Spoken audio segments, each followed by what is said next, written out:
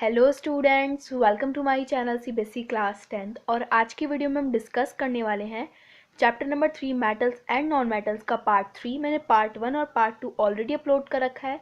ये आपका last part होगा और इसके बाद आप तीनों वीडियो जाके देख सकते हैं और अपने सारे डाउट क्लियर कर सकते हैं। तो चलिए वीडियो स्टार्ट करते हैं। और वीडियो स्टार्ट करने से पहले जल्दी से चैनल को सब्सक्राइब करके बेल आइकन को प्रेस कर देना, ताकि मेरी कोई भी न्यू वीडियो आएगी तो आपको सबसे पहले पता चल जाएगा। सो रिएक्टिविटी सीरीज अगर आप लोगों की अच्छे से क्लियर हो जाएगी तो आपके क्वेश्चंस भी इजीली हो जाएंगे, इजीली आप सॉल्व कर सकते हैं। ठीक है, तो रिएक्टिविटी सीरीज का कॉन्सेप्ट आपको अच्छे से समझ में आना चाहिए और बहुत इजी होती है, बस आपको याद करना है। तो देखो, रिएक्टिविटी जो सीरीज होती है वो स्टार्ट होती है पोटेशियम से, बिकॉज पोटेशियम जो है वो बहुत हाईली रिएक्टिव मेटल होता है। तो मोस्ट रिएक्टिव मेटल अगर एमसीक्यू में पूछा जाएगा तो आपको लिखना है पोटेशियम।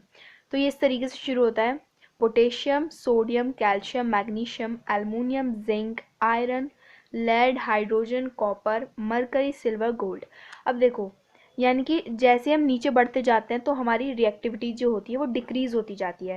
यानी कि मोस्ट रिएक्टिव हमारा पोटेशियम है और लीस्ट, वेरी लीस्ट रिएक्टिव हमारा गोल्ड है। तो जैसे मैंने आपको यहाँ पे ऊपर समझाया था कि जो हमारा आयरन होता है वो कॉपर को डिस्प्लेस कर देता है। तो वो डिस्प्लेस क्यों करता है, उसकी वजह ये ही थी कि जो हमारा आयरन है वो मोर रिएक्टिव है कॉपर से। अब हमें कैसे पता चला? क्योंकि आयरन हमारा ऊपर है इसलिए वो ज़्यादा रिएक्टिव हुआ, कॉपर हमारा नीचे है तो वो लीस्ट रिएक्टिव हो गया। ठीक है, इसी तरीके से अगर आपको इसे याद रखना है तो यहाँ पे मैंने एक ट्रिक भी बताई आपको।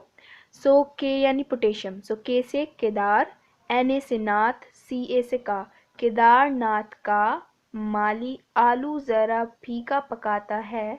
और ये यहाँ पे आप इस, ये जो आपकी ट्रिक सी यू से लेके यहाँ तक, तो आप इसे ऐसे लिख सकते हैं: कोट है आपका। ठीक है, तो ये बहुत अच्छी ट्रिक है, आप इसे लगाएंगे तो आपको फटाफट से याद हो जाए, क्योंकि ऐसे याद करने में थोड़ी प्रॉब्लम होती है। तो आप ऐसे याद कर सकते हैं: केदार से पोटेशियम हो जाएगा, नाथ से सोडियम, का से कैल्शियम, माली से मैग्नीशियम, आलू से एल्युमिनियम, ज़रा से जिंक, फीका से आयरन, पकाता है लेड, है से हाइड्रोजन, कोट से कॉपर, है से मरकरी यानी एच जी, ए जी से ए और ए यू से आपका। तो इस तरीके से आप रिएक्टिविटी सीरीज को याद कर सकते हैं और आपको समझ में आ गया होगा जो हमारे नीचे जाता रहता है वो लीस्ट रिएक्टिव होगा। ठीक है, अब एक और एग्जांपल देखते हैं। देखो, जैसे हमारा जेड एन है प्लस सी यू एस ओ फोर, तो हमें मिलेगा ZnSO4 प्लस Cu। तो जिंक ने हमारे कॉपर को अलग फेंक दिया। क्यों फेंक दिया? क्योंकि जिंक जो है वो ऊपर है, कॉपर नीचे है, यानी जिंक ज़्यादा रिएक्टिव होगा एज कंपेयर टू कॉपर।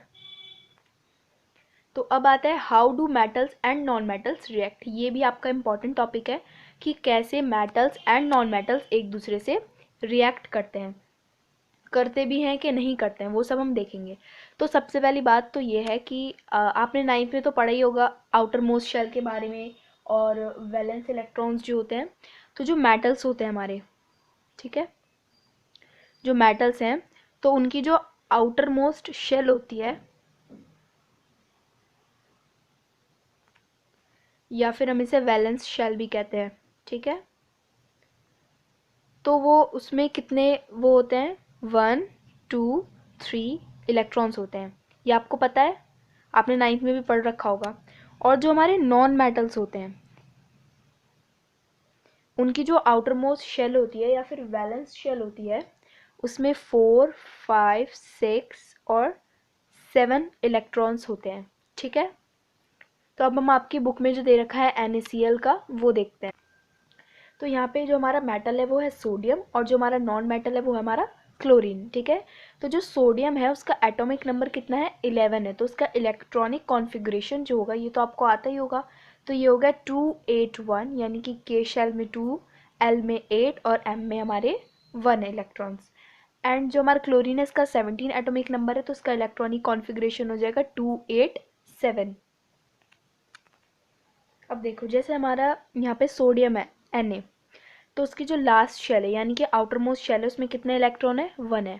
तो यहाँ पे हमने इसे डॉट बना दिया कि हमारी जो सोडियम की आखिरी शेल है उसमें 1 इलेक्ट्रॉन है। इसके बाद हमारा है यहाँ पे क्लोरीन, तो उसकी आउटर मोस्ट शेल यानी कि वैलेंस शेल जो है उसमें कितने इलेक्ट्रॉन्स है? 7 है। तो यहाँ पे हमने इसे ऐसे 7 बना दिए। हम इसे डॉट भी बना सकते हैं, बट हमने इसे क्रॉस में ऐसे डॉट में रखा ताकि हमें पता चल जाए कि इसका ट्रांसफ़र होगा, तो ट्रांसफ़र होते हुए दिख जाएगा, ठीक है। अब देखो, आपने सुना होगा कि हर, जैसे कि हमारी ये शेल है, तो इसमें 8 इलेक्ट्रॉन्स होने ज़रूरी हैं, ठीक है। तो हमारी एक थ्योरी होती है ऑक्टेट थ्योरी, ठीक है। ऑक्टेट थ्योरी क्या कहती है कि जो लास्ट शेल होती है या फिर कोई भी शेल होती है उसमें 8 इलेक्ट्रॉन्स होने ज़रूरी हैं, वरना तो या तो हमें गेन करना पड़ता है या फिर हमें लूज़ करना पड़ता है। तो यहाँ पे सोडियम के पास एक इलेक्ट्रॉन बचा लास्ट में, या तो ये 7 गेन कर ले, और हमारा जो क्लोरीन है यहाँ पे 7 है, 8 होने के लिए उसे एक की ज़रूरत है, एक इलेक्ट्रॉन की, या तो ये एक गेन कर ले या फिर ये 7 गेन कर ले, ठीक है। ये लूज़ भी कर सकता है, गेन भी कर सकता है, ठीक है। तो आसानी किस में ज़्यादा होगी कि जो हमारा सोडियम है वो 1 इलेक्ट्रॉन को लूज़ कर दे और इसे दे दे, तो ये इसकी ऑक्टेट कंप्लीट हो जाएगी और यहाँ पे 2 शेल रह जाएंगी, और लास्ट शेल में 8 के 8 इलेक्ट्रॉन हो जाएंगे, ठीक है। तो इस तरीके से अब इसका ट्रांसफ़र होगा। तो जो आसान काम होगा वही सोडियम करेगा। तो सोडियम क्या करेगा, अपना एक इलेक्ट्रॉन लूज करके क्लोरीन को दे देगा। तो क्लोरीन के पास तो 8 हो गए और सोडियम के ये जो लास्ट शेल है ये ख़त्म हो जाएगी, ठीक है। अब देखो, जो हमारा इलेक्ट्रॉन्स होता है उसका उस पर नेगेटिव चार्ज होता है, तो जब कोई चीज़ लूज़ करती है तो वो उस पर आ जाता है पॉजिटिव चार्ज। तो यानी सोडियम ने अपना एक इलेक्ट्रॉन क्लोरीन को दिया, तो ये क्या आ गया हमारा पॉजिटिव चार्ज, तो ये हो जाएगा हमारा केटायन, ठीक है। और जो हमारा क्लोरीन है इसने गेन कर लिया तो इस पर आ जाएगा नेगेटिव चार्ज और ये हो जाएगा एनायन। अब देखो, ये दोनों जो हैं ये दोनों एक दूसरे से अट्रैक्ट करेंगे। तो आपको याद रखना है, मान लो अगर क्वेश्चन पूछ लिया एमसीक्यू में कि दोनों जब चीज़ें ये अट्रैक्ट कर रही हैं चार्जेस, तो इसके बीच की फोर्स को क्या कहेंगे, तो इसे हम कहेंगे इलेक्ट्रोस्टैटिक्स फोर्स ऑफ अट्रैक्शन, ठीक है। जब हमारे पॉजिटिव और नेगेटिव चार्ज अट्रैक्ट करते हैं तो उस फोर्स को हम क्या कहते हैं, इलेक्ट्रोस्टैटिक फोर्स ऑफ अट्रैक्शन कहते हैं। तो ये कंप्लीट हो गया। तो हम इसे ऐसे भी लिख सकते हैं जैसे कि आपकी बुक में दे रखा है, Na, इस पे पॉजिटिव चार्ज प्लस का, और Cl, और जैसे कि मैंने आपको बताया था हमने क्रॉस लिया और डॉट लिया ताकि हमें पता चल जाए कि क्या चीज़ इसने गेन करी है और कितने इलेक्ट्रॉन्स गेन करे हैं। तो यहाँ पे किस चीज़ की फॉर्मेशन होती है, यहाँ पे फॉर्मेशन हो जाती है सोडियम क्लोराइड की, यानी कि NaCl।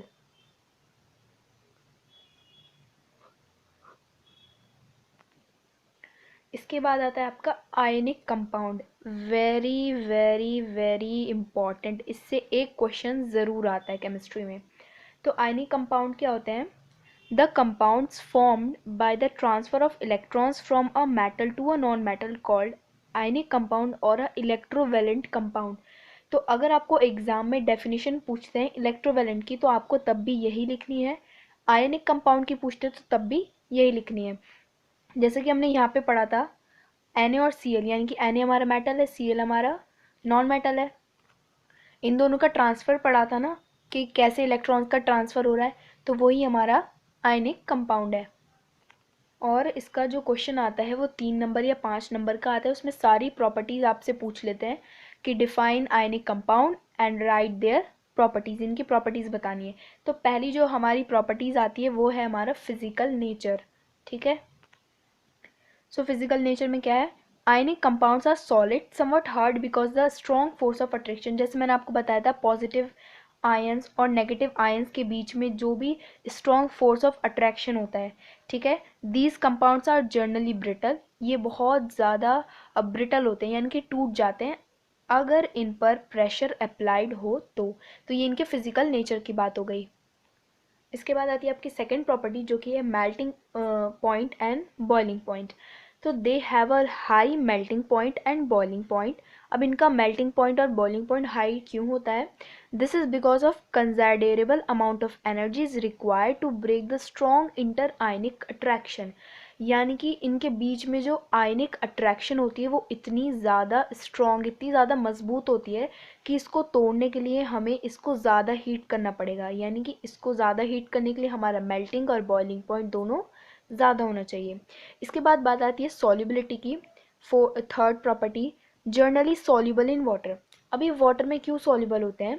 क्योंकि वाटर के पास एक ऐसी प्रॉपर्टी होती है जो कि आयंस को जब हम वाटर में डालते हैं तो जो वाटर होता है इन आयंस को ना वीक कर देता है, जिसकी वजह से वो वाटर में सॉल्युबल हो जाते हैं। एंड इनसॉल्युबल इन सॉल्वेंट्स, और वो सॉल्वेंट्स में इनसॉल्युबल होते हैं, जैसे कि हमारा केरोसिन है, पेट्रोल है, एट्सेट्रा।